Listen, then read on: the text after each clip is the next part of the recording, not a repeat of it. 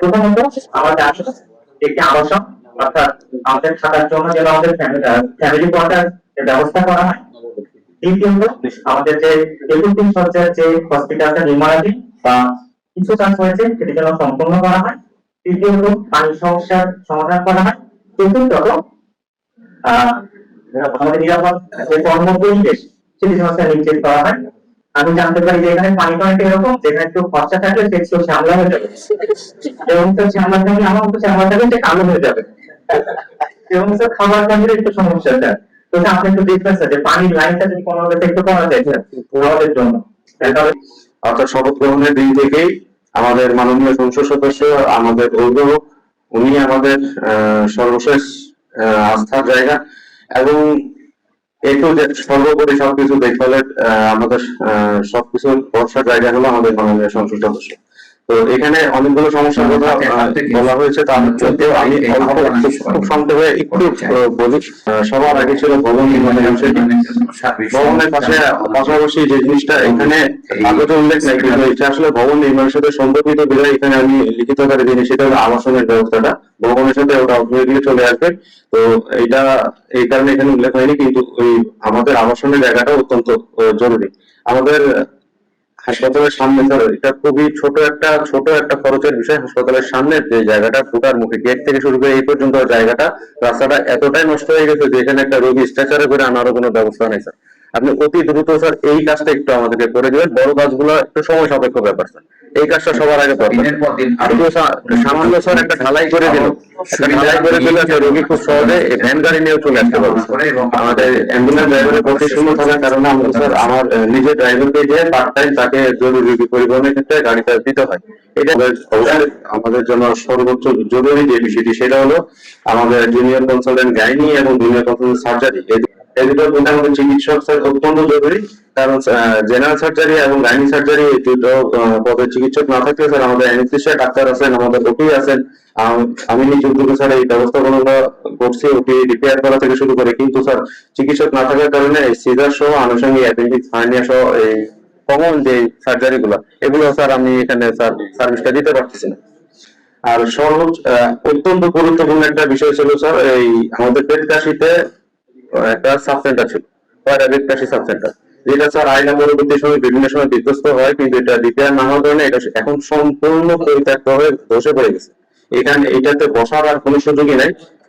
এটা আমাদের স্বাস্থ্য প্রকৌশল অধিদপ্তর কর্তৃক পরিত্যক্ত ঘোষণা হয়ে গেছে।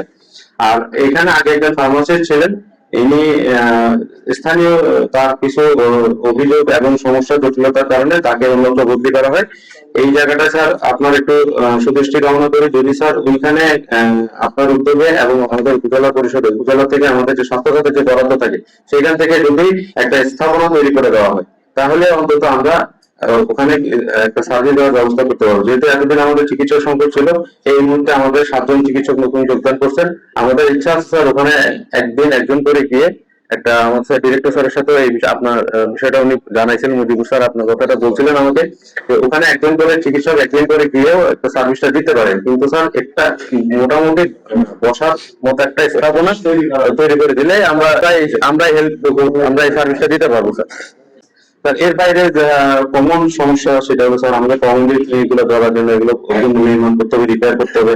হাসপাতালে যেহেতু ভবন নাই সেক্ষেত্রে স্যার একই কথা বারবার চলে আসে, এখানে এক্সরে করা যাবে না স্যার, এখানে প্যাথোলজি না, এখানে স্যার ডেন্টাল ইউনিট নাই। মানে সর্বোপরি যেই সুবিধাগুলো মানুষ পাওয়ার কথা সেই সুবিধাগুলো স্যার আমরা দিতে পারতেছি না। আর এই বিষয়গুলো থেকে মানুষের ভিতরে যে একটা অসন্তোষ ভোগান্তি তৈরি হয় সেই ভোগান্তির রেশটা পড়ে সব সে ডাক্তারের উপর।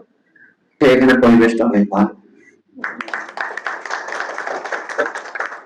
এবং এখানে যারা কর্মকর্তা আছেন আমি মনে করি যে আমাদের মূল দায়িত্ব হলো সততা এবং নিষ্ঠার সাথে রোগীদের সর্বোচ্চ চিকিৎসা নিশ্চিত করা, চিকিৎসা সেবা নিশ্চিত করা। সেই কাজটি হচ্ছে আমি মনে করছি। এবং যে সমস্যাগুলো আসছে এই সমস্যাগুলো দেখার দায়িত্ব আপনারা যারা আছেন সবার উপরেই এই দায়িত্বটা পড়ে। আমি মনে করেছি যে আমাদের নির্বাচনী ইশতেহার ছিল তার মধ্যে অগ্রাধিকার ভিত্তিতে আমি স্বাস্থ্য সেবার বিষয়টা নিশ্চিত করতে চাচ্ছি। সেই হিসাবে আমাদের এখানে আসা, বিশেষ করে ডাক্তার যারা আছেন, চিকিৎসা যারা দিবেন, তাদের আবাসিক একটা সমস্যা আছে। এটা আমি মনে করি অগ্রাধিকার ভিত্তিতে একদিকে হসপিটাল নির্মাণ, আর একটা হলো ডাক্তারদের আবাসিক সমস্যা সমাধান করা। এটা আমি গুরুত্বের সাথে দেখবো, আশা করা যায়। ডিএমসির মতন জায়গায় যারা পড়াশোনা করেছেন, তারা এই গ্রাম এলাকায়, অনুন্নত এলাকায় এসে চিকিৎসা সেবা দিচ্ছেন, এটা আমাদের কাছে বড় বিষয়। আশা করি পরিষ্কার থাকবে, সেই ব্যবস্থাটা আমরা করবেন।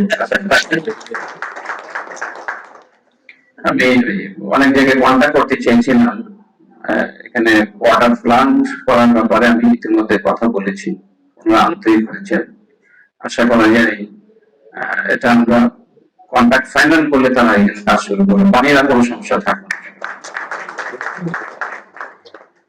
এরপরে এখানে ধরেন ল্যাবের সমস্যা, তারপরে গাইনি সার্জনের সমস্যা, ডেন্টাল সার্জনের সমস্যা। তো এই বিষয়গুলো তো আমি কথা বলবো। আমি ঢাকায় যাচ্ছি, স্বাস্থ্য মন্ত্রণালয়ে সচিবের সাথে কথা বলার চেষ্টা করছিলাম। আমি সেখানে যে সব বিষয়গুলো আমি তুলে ধরার চেষ্টা করবো। এটার মধ্যে যে সমস্ত প্রবলেম আছে, আমাদের ডাক্তার সাহেব ইতিমধ্যে আমার কাছে দিয়েছেন, আমাদের কাছে দিয়েছেন। তবে এটা ঠিক সব একদিনে সম্ভব নয়, পর্যায়ক্রমে এটা সলভ করার জন্য চেষ্টা করবো, আশা করি। এরপর স্বাস্থ্য কমপ্লেক্সের মতন জায়গায় এখানে ডেলিভারি ব্যবস্থা যদিও আছে, কিন্তু সিজার করার ব্যবস্থা নাই। এটা আমি সর্বাধিক গুরুত্ব দিয়ে ব্যবস্থাটা আমি চেষ্টা করবো, আশা করি।